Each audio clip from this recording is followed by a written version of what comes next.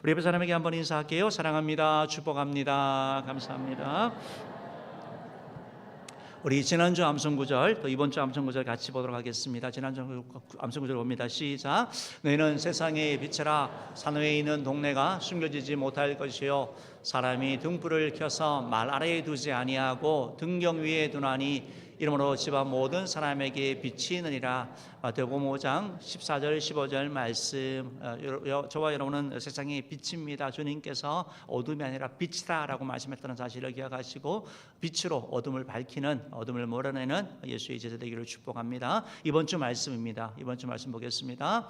이같이 너희 빛이 사람 앞에 비치게 하여 그들로 너희 착한 행실을 보고 하늘에 계신 너희 아버지께 영광을 돌리게 하라. 마태복음 5장 16절 말씀. 아멘. 이 말씀 가지고 한 주 살아가시기를 바랍니다. 오늘 이제 여러분과 함께 읽은 말씀을 가지고 사도들의 신앙, 참된 그리스도인의 삶이란 제목으로 말씀을 나누려고 합니다.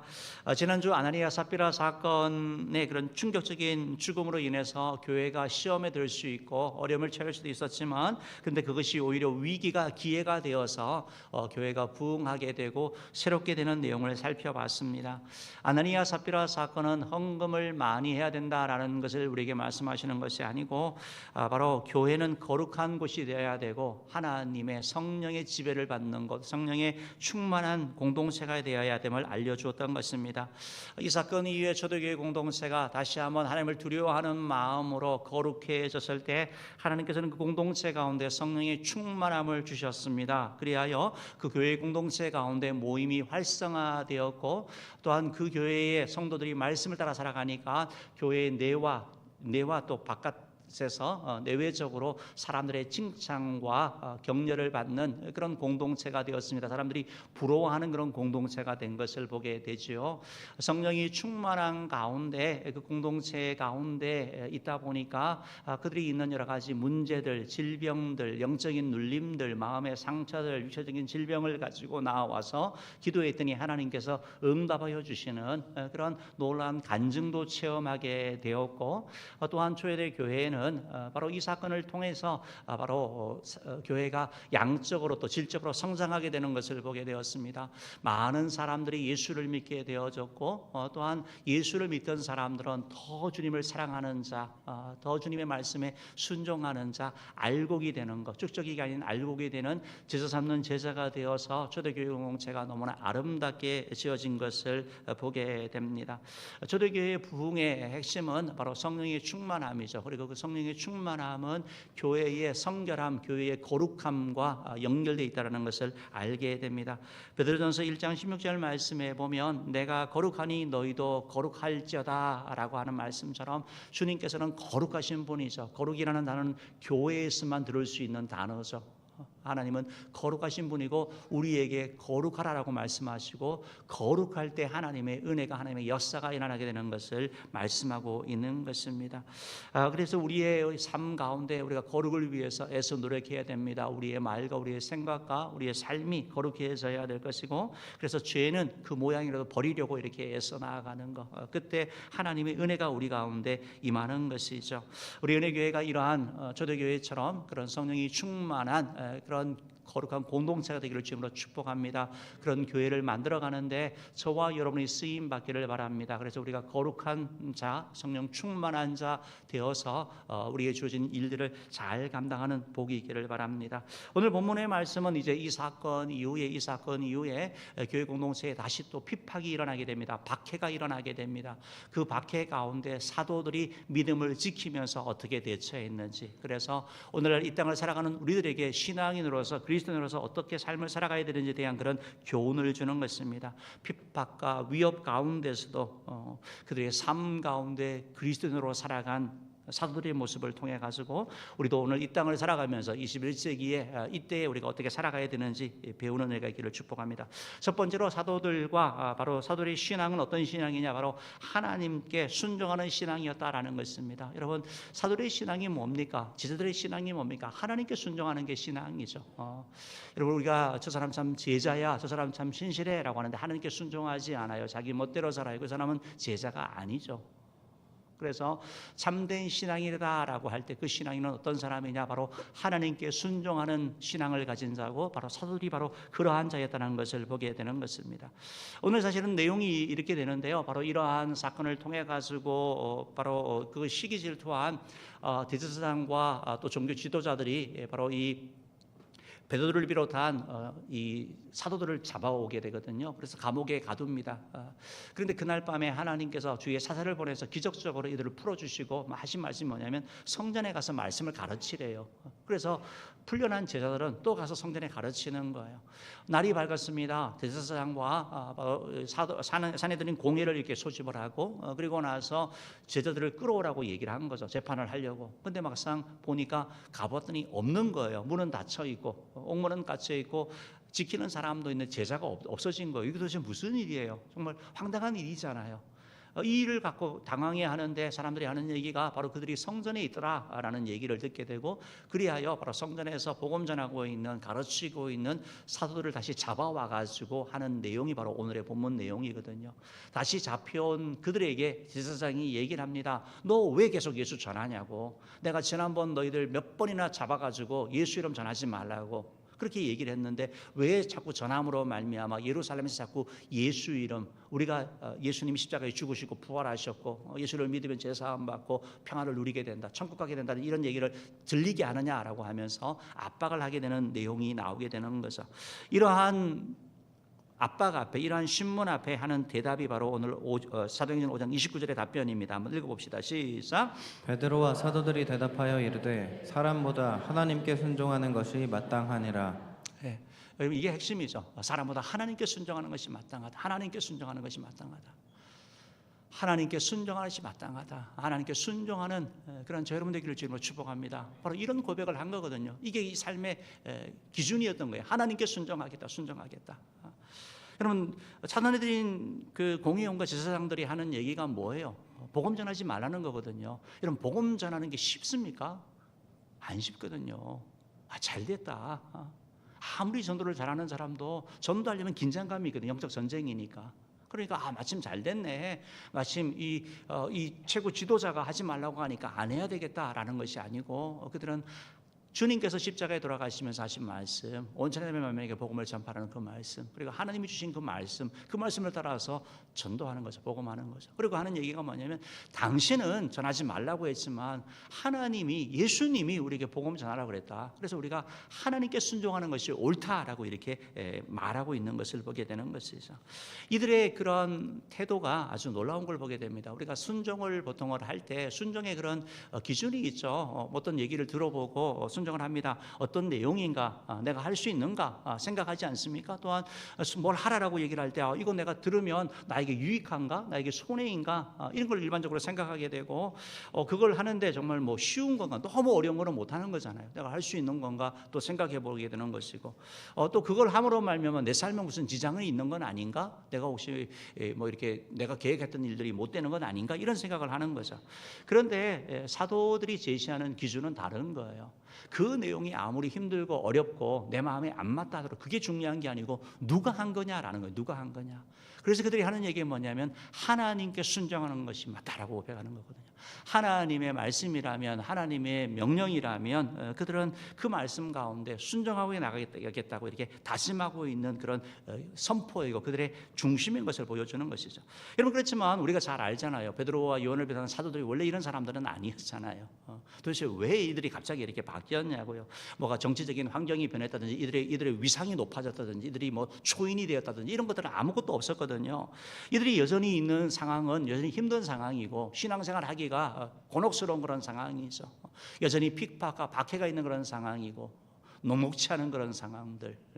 그 상황 가운데 이들이 하는 얘기가 뭐냐면 우리가 하나님께 순종하겠다라고 이렇게 다짐을 하게 되거든요. 뭐가 결국 다 달라졌습니까? 이들은 원래 사람 두려워했던 자 아닙니까? 여러분 베드로 잘 아시잖아요.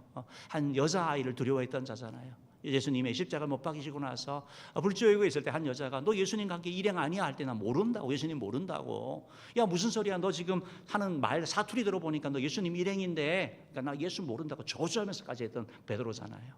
그랬던 베드로가 사람을 두려워하는 것이 아니라 하나님 말씀을 듣겠다라고. 여러분, 사내들인 공회는 권위가 있는 데거든요.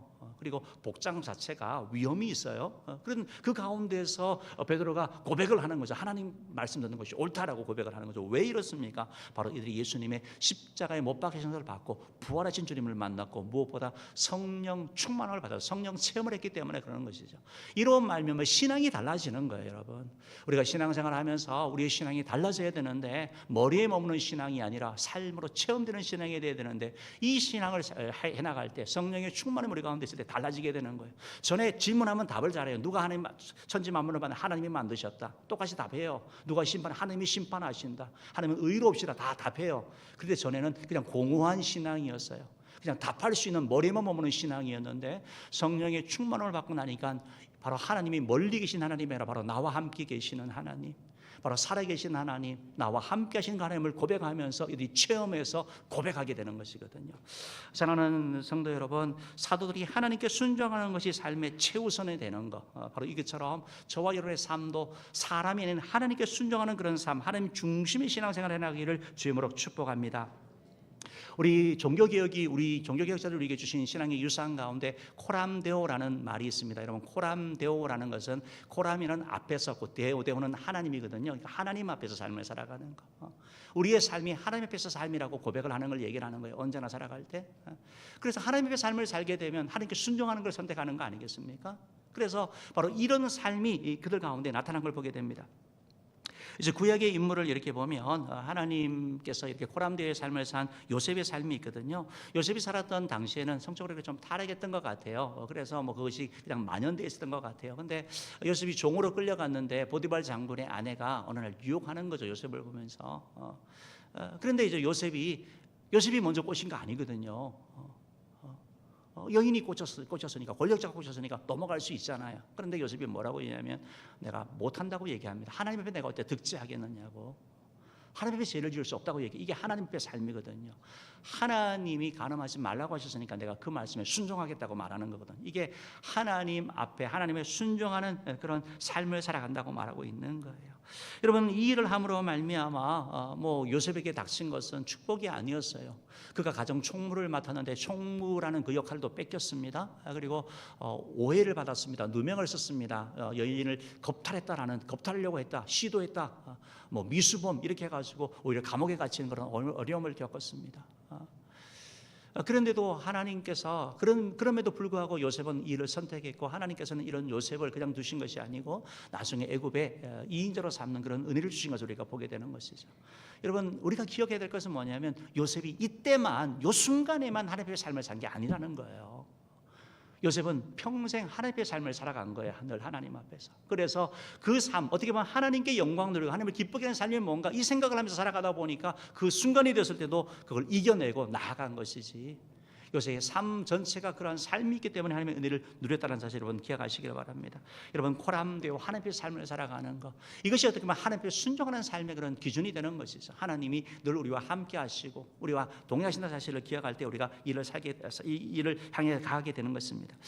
결혼을 보통 이렇게 하게 되면 주례를 하기 전에 특별하지 않으면 이렇게 만나서 이렇게 보통 교제를 하면서 얘기를 조금 나누게 되는데요. 그러니까 우리 부부를 이렇게 만나서 어떻게 두 사람을 이렇게 만나게 되었느냐 했더니 같은 대학을 나왔대요. 근데 같은 대학을 나왔는데 어떻게 그럼 누가 먼저 했냐라고 했더니 제 기억으로는 아마 여자가 먼저 이렇게 좀 마음이 있었대요. 어떻게 마음이 있었냐라고 물어봤더니 그 남자 형제가 우리 교회에 이제 그 주일학교 교사를 했는데 주일날 그 학교 과제가 많아가지고 토요일날 이렇게 과제하고 새벽에 이렇게까지 되면 교사를 한다고 꼭 가더래요. 자기도 이제 신앙인인데. 그래서 그걸 보면서 야, 대단한 믿음이다. 그래서 마음이 열렸대요. 그래서 결혼까지 한 거거든요. 그러니까 어떻게 보면 하나님 앞에 결단하고 나간다라는 거, 여러분 그게 끝이 아니에요. 오늘 본문도 다시 그 얘기를 하거든요. 요셉의 삶도 그랬는데요. 이 사도들이 이렇게 나아가더니 안 해도 되는데 하나님께서는 도와주는 사람을 붙여주세요. 우리가 하나님의 삶을 살겠다고 믿음의 길을 가겠다고 선택하면 하나님이 은혜를 주시는데 바로 가말리엘이라는 사람이 등장하게 되는 거예요. 여러분, 지금 베드로와 이 사도가 이런 얘기를 하니까 대제사장을 비롯한 사람이 얼마나 화가 났겠어요. 자기의 권위에 대한 무시고 도전이니까 너무 화가 나는 거죠. 그래서 이들을 없애버리려고 했다라고 성경은 말하고 있어요. 죽여버리려고 한 거예요. 그때 가말리엘이라는 사람이 등장하는 거죠. 그러면서 이 사도들을 다 내보내고 나서 하는 얘기가 뭐냐면, 만약에 저 사람을 다루는데 좀 조심하자고. 이 일이 하나님께로 말미암았으면 이 일이 없어지지 않을 것이고, 사람으로 말미암아서는 없어질 것인데, 하나님께로 말미암아 만약에 시작된 일이라고 한다면 우리가 하나님께 죄를 짓는 것이다. 그러니까 우리가 좀 조심하자, 주의하자라고 얘기를 하면서 그가 두 사람의 예를 드는 거예요. 드다라는 사람과 유다라는 사람의 얘기를 듣습니다. 드다라는 사람은 이렇게 좀 하나님의 직통 계시를 받는다고 얘기해가지고 사람들을 이렇게 좀 현혹했던 사람이에요. 그 사람을 따르는 사람이 400명이나 이렇게 될 정도로 큰 영향력이 있었는데, 이 사람이 죽고 나자 그 따르던 사람들, 메시아라고 생각했던 사람이 다 흩어진 걸 말하는 거예요. 그러니까 드다 같은 사람은 하나님께로 온 것이 아니라 사람에게 왔다라고 얘기를 한 거죠. 또 유다라고 얘기를 하는데, 이제 갈릴리 유다라는 사람은 세금과 관련되어서 세금 받기 위해서 호적을 하지 않습니까? 호적을 해서 몇 명에 따라서 인두세를 내는 거 아닙니까? 그러니까 그 일을 하는 데 있어서 반역을 한 사람이거든요. 민중봉의를 일으킨 사람이거든요. 근데 역시 이도 많은 사람이 따랐지만 그러나 오래 가지 못했고 내용이 순수하지 않은 것을 이렇게 보게 되는 것이죠. 그래서 두 사람의 예를 들으면서 그 사람들 막 일어났을 때 정말 큰 난리 날 것처럼 하지 않았냐. 그렇지만 사람에게 말미암았으니까 다 없어졌다. 그러니까 이 지금 베드로와 이 사도들도 한번 좀 두고 보자라고 얘기를 한 거죠. 그래서 이 얘기를 듣자 대제사장과 산헤드린 공회 사람들이 동의를 합니다. 그렇다. 그래 좀 기다리자라고 하고 동의하면서 막 흥분했던 그 마음을 가라앉히는 내용이 보게 되는 것입니다.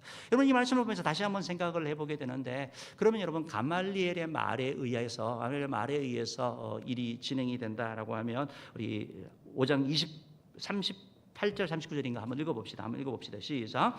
이제 내가 너희에게 말하노니 이 사람들을 상관하지 말고 버려두라. 이 사상과 이 수행이 사람으로부터 났으면 무너질 것이요, 만일 하나님께로부터 났으면 너희가 그들을 무너뜨릴 수 없겠고 도리어 하나님을 대적하는 자가 될까 하노라 하니.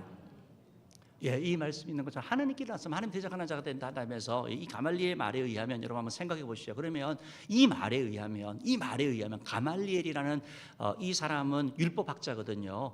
그리고 바리새인이에요. 공회의원이에요. 존경받는 학자예요. 대학자예요. 여러분이 나중에 더 넘어가면 이제 사도 바울이 내가 가말리엘 문화에서 공부했다고 얘기를 하잖아요. 바로 그런 대학자라고요. 그 탁월한 사람인데 이 사람이 이렇게 말하는 거예요. 이 사람이 얘기를 해주는 거예요. 그런데 이 사람의 말에 의하면, 그러면 여러분, 기독교는, 아니 이 예수의 복음은 하나님께로 말미암은 거예요, 사람에게 말미암은 거예요. 2000년의 역사를 흘러보면서 사람에게 말미암은 것은 오래가지 못해요. 사람에게 말미암은 것은 잠깐 뭔가 하고 센세이션을 일으키고 하지만 그러나 사라지는 거예요. 그러나 하나님께로 말미암은 것은 계속되는 거예요. 아무 보잘것도 없는, 정말 별볼일 없는 어부들을 통하여 시작되던 그 말씀. 아니 예수님이 좀 괜찮은 사람들에게 너희들 땅끝까지 내며 복음을 전하라고 하면 좋겠는데, 그 갈릴리의 무식한 어부들에게 그 말씀을 하셨는데 되지 않을 것 같았는데 하나님의 일이기 때문에 되는 거예요. 사랑하는 성도 여러분, 우리가 다시 한번 기억하기를 원하는데요, 사도의 신앙이면 하나님께 순종하는 신앙이, 하나님께 순종하고 결단하고 나가면, 호람되의 삶을 살기를 다짐하고 나가면 하나님께서 은혜 주시고 역사하신다는 걸 믿으시고 우리의 모든 신앙이 정말 하나님 앞에 순종하는 그런 신앙 되기를 주님으로 축복합니다.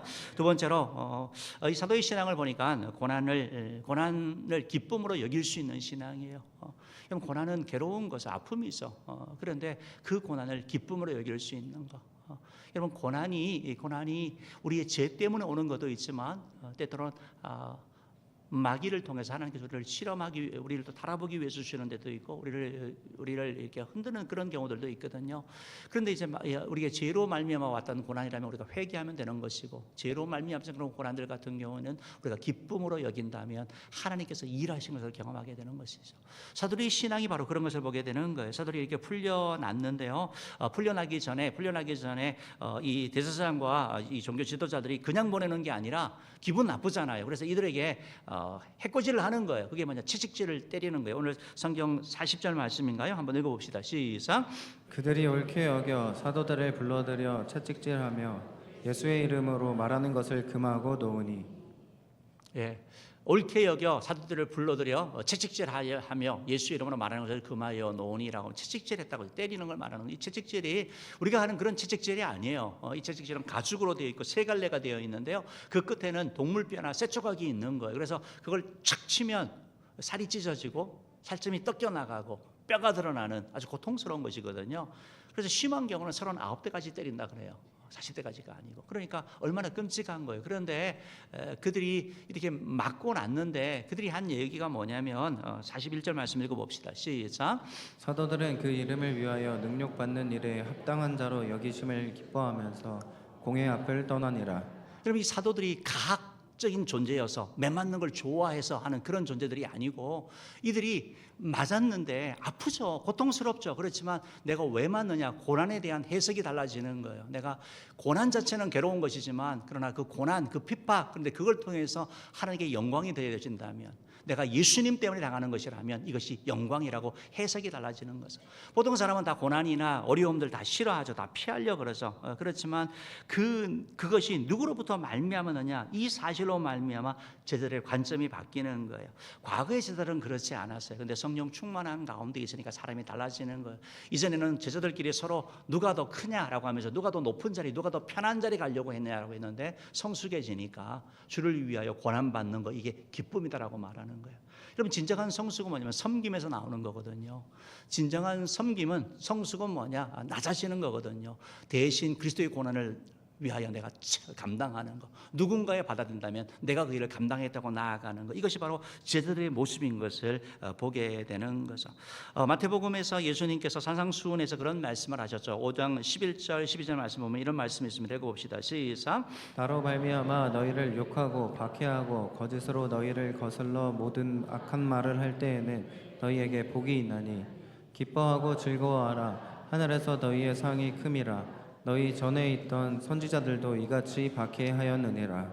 예수님이 하신 말씀이 그대로 이루어지는 거죠. 지금 이들이 왜 매를 맞습니까? 이들이 왜 고난당합니까? 이게 왜 어려움 당합니까? 예수님 때문이거든요. 그들이 경험했던 예수님, 부활하신 예수님, 우리의 임금과 구주가 되시고 우리의 죄사함과 회개를 주시는 그 예수님, 그 이름을 전함으로 말미암아 당하는 어려움, 고통이었기 때문에, 저는 고통은, 고난은 무조건 안 좋은 것이었는데 보니까 그리스도 안에서 해석을 하니까 내가 예수님 때문에 당하는 고난, 어려움은 좋은 거예요. 고난이 없이는, 십자가가 없이는 부활이 없으니까, 영광이 없으니까, 그 사실을 알게 되니까 그 고난 가운데도 기뻐하며 견딜 수 있는 힘이 이들 가운데 있는 거죠. 여러분, 왜 고난을 주는 거예요? 왜 때리는 거예요? 하지 말라는 거거든요. 위협하는 거잖아요. 협박하는 거잖아요. 그렇지만 이들이 그 고난에도 불구하고 우리의 사명을 감당하겠다라고 다짐하며 나아가는 것을 보게 되는 것이죠. 요한일서 5장 4절은 이런 말씀이 있습니다. 읽어봅시다. 요한일서 5장 4절에 봅니다. 시작. 무릇 하나님께로부터 난 자마다 세상을 이기느니라. 세상을 이기는 승리는 이것이니 우리의 믿음이니라. 세상을 믿음으로 이기는 건데요. 마포 3렬이라는 목사님이 계시는데, 이제 이분이 이제 초창기에 이제 한국에 들어오셔서 복음을 전하는데, 노방 전도를 하는데 누군가가 술병을 깨가지고 던졌어요. 그래서 얼굴에 맞았어요. 그래서 얼굴에 흉터가 크게 생겼어요. 그래서 이분은 그 당시에는 뭐 성형수술이 잘 안 되니까 그 흉터를 가지고 이렇게 다녔어요. 그리고 그 자기를 그렇게 한 사람을 용서했어요. 이분은 얼굴에 늘 흉터를 가지고 전도하고 이러니까 사람들이 볼 때마다 저 얼굴을 저렇게 만든 사람을 용서하다니 하면서 감동하고, 자기의 그 고난이 이분은 오히려 복음 전하는데 유익하게 되었다라고 이렇게 고백을 하거든요. 그러니까 때때로 우리의 삶 가운데 하나님께서 우리 가운데 고난을 주실 때가 있죠. 그런데 이제 우리가 그 고난을 기뻐해 버리면 그것이 믿음으로 승리하게 된다라는 거. 이런 신앙생활을 하면서 억울한 일도 있고 답답한 일들도 있죠. 속상한 일들도 있죠. 그런데 그냥 엎어버려. 근데 주님 때문에 참으시면 그게 복이에요, 여러분. 주님 때문에 참으시면 복이에요. 하나님의 교회를 생각하면서 내가 견딜 수 있는 거, 내가 용서할 수 있는 거, 그때 하나님의 은혜가 우리 가운데 임하는 것이죠. 여러분, 우리가 감사절이 되면 부르는 찬양이 있죠. 날 구원하신 주 감사, 모든 것 주신 감사, 이런 찬양이 있는데 우리 한번 이렇게 좀 드려보려고 하는데요. 이 찬양 보면 특별히 이제 3절에 보면 장미 꼭 감사, 장미 가시도 감사하거든요. 응답하신 기도도 감사하고, 그렇지 않은 것도 감사하고. 여러분, 이것이 우리의 승리의 힘이에요. 이게 믿음이에요. 이게 믿음. 그래서 우리가 한번 이 찬양하면서 한번 나아갑시다.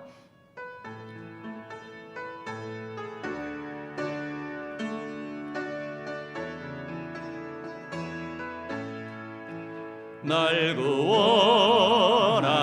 주 감사 모든 것 주신 감사 지난 추억이 내 감사 주 내 곁에 계시네 향기로운 봄철의 감사 외로운 가을날 감사 사라진 눈물도 감사 나의 영혼 평안에 응답하신 기도 감사 거절하신 것 감사 헤쳐나온 풍랑 감사 모든 것 채우시네 아픔과 기쁨도 감사 절망 중 위로 감사 증량 못할 은혜 감사 크신 사랑 감사해 길가에 장미꽃 감사 장미꽃 가시 감사 따스한 가정 희망 주신 것 감사 기쁨과 슬픔도 감사 하늘 평안을 감사 내일의 희망을 감사 영원토록 감사해. 사랑하는 여러분, 우리가 고난 중에 감사하고 기뻐하면 우리가 고난을 이기게 되는 거예요. 이게 믿음이에요. 이게 믿음. 하나님이 능력이 부족해서가 아니고 하나님이 안 계셔가 아니고 하나님 우리를 싫어해서가 아니고 하나님께서 우리의 수준이 되기 때문에 감당케 하시는 거예요. 여러분 고난당한다는 것은 특별한 거예요. 여러분 보통 타협하는 신앙 가진 사람들 그냥 왔다 갔다 하는 신앙 사람은 특별한 고난이 없어요. 왜냐하면 마귀도 안 건드리거든요. 건드릴 필요가 없어요. 근데 주를 위해 내가 살겠다고 다짐하고 나가고 헌신하고 나가고 결단하고 나가면 어려움이 오는 거예요. 너 이래도 그 길 갈래? 이래도 너 흔들리지 않을래? 지금 제자들에게 하는 얘기가 뭐예요? 때려서 하는 얘기 절하지 말라는 거예요. 마지막까지 맞기 싫으면 하지 말라는 거예요. 죽기 싫으면 하지 말라는 거예요. 복음 전하는 자들이기 때문에. 나에게 만약에 고난이 온다면 내가 신앙생활 잘하고 있구나, 내가 마귀에게 위협적인 존재구나, 고난 가운데 기뻐하고 감사함으로 말미암아 승리하는 여러분들에게 주님으로 축복합니다. 세 번째로 사도들의 신앙은 바로 증인의 삶을 사는 신앙이었습니다. 증인의 삶을 살아가는 거예요. 예수의 향기, 예수의 편지로 세상 가운데 살아가는 자들의 모습이 보여지게 되는 거예요. 이들이 이렇게 쫓겨났어요. 어떻게 해야 돼요? 이제 그냥 좀 쉬어야 되잖아요. 하지 말라 그랬으니까 안 해야 되잖아요. 그런데 42절은 이렇게 말씀하고 있죠. 읽어봅시다. 시작. 그들이 날마다 성전에 있든지 집에 있든지 예수는 그리스도라고 가르치기와 전도하기를 그치지 아니하니라. 여러분 이 말씀이 이렇게 우리에게 교훈 주는 거예요. 이들이 날마다라고 말하고 있어요. 성전에 있든지 집에 있든지라고 말했어요. 여러분 우리 그리스도의 증인이에요. 예수님의 제자예요. 주일말만 우리가 예수님의 제자가 아니에요. 매일매일이 평일도 예수님의 제자예요. 우리는 교회에서만 예수님의 제자가 아니에요. 가정에서도 학교에서도 우리가 만나는 모든 것을 우리는 예수님의 제자로 살아가는 거예요.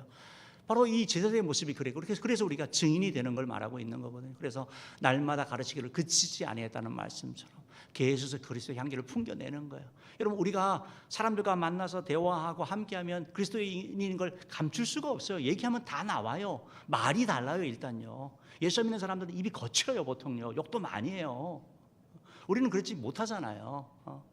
술, 담배도 그렇고 뭐 말하다 보면 알 수밖에 없어요. 그러니까 여러분 감출 수 없다는 사실 여러분 기억하셔야 되는 것이고, 그래서 우리가 증인의 삶을 살아가야 된다. 증인의 삶을 살아가야 된다.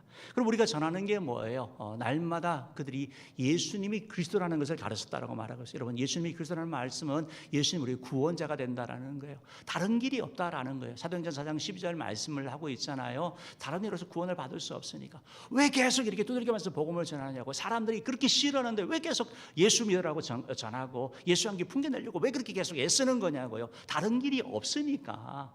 만약에 다른 길로 구원받을 수 있고 다른 길로 용서받을 수 있고 다른 길로 세출받을 수 있는 길이 있다면 괜찮죠. 여러분 불교 믿는다고 핍박해요?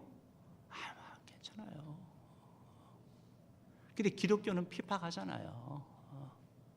여러분 진리이기 때문에 그런 거예요. 여러분 진리는 하나이지 진리는 몇 개가 될 수가 없어요. 그러니까 예수님이 그러라는 것을 전하는 거, 이걸 가르치기와 전하기를 힘쓰라고 말씀하고 있는데 우리가 신경 써야 돼요. 이웃에게 전하는 거 너무 필요한 거예요. 직장에서 전하는 거 너무 필요한 게 이게 전도예요. 전도하는 거.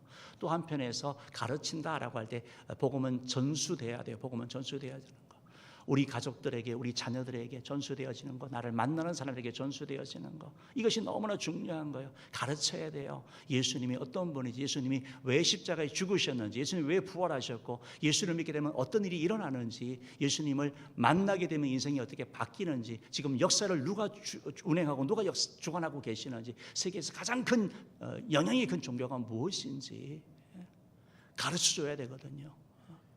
누가 나를 변화시키고 누가 이 세상을 이끌어가는지, 그때 우리의 복음의 전파와 전수는 이루어진다는 것입니다. 아울러서 우리가 우리 집 만나는 사람들에게 미인 대칭하는 거, 여러분, 고난 가운데 기뻐하고 감사할 수 있는 거, 그 큰 일인데, 그 어려운 일인데, 그 힘든 일인데 그 가운데 감사할 수 있는 거, 기뻐할 수 있는 거, 그것이 바로 예수의 향기가 되는 줄을 믿습니다.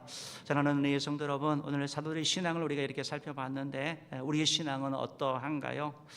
하나님보다 사람을 두려워해서 하나님께 순종해야 사람에게 순종하고 있지는 않은지요? 고난은 피하기 위해서, 고난만 있다면 하나님께 영광 돌리는 것이 아니고 그냥 타협해버리고 있지는 않은지요? 주일에는 성도 같지만 나머지 날에는, 평일에는 세상 사람들과 다를 바 없는 삶을 살고 있지는 않은지요? 신앙의 좋고 나쁨은 열매로 안다라고 말씀했습니다. 우리가 좋은 땅이 되어야 됩니다. 가시덩굴이나 길가가 되고 돌밭이 될 때 우리가 열매 맺지 못한다라는 것입니다. 우리의 삶을 통해서 우리가 다시 한번 우리가 점검해 나가기를 원합니다. 우리가 사도들의 신앙처럼 하나님께 온전히 순종하는 삶, 고난 가운데도 기뻐하는 삶, 증인의 삶, 이걸 삶을 살아갈 때 이 땅에서 하나님 나라가 확장될 것이고 하늘의 영원한 상급이 우리 가운데 쌓여질 줄 믿습니다. 사랑하는 성도 여러분, 다시 한번 우리 삶을 돌이켜보면서 주님 앞에 순종하고 고난을 기뻐하고 증인의 신앙, 증인의 삶을 살기를 주님으로 축복합니다.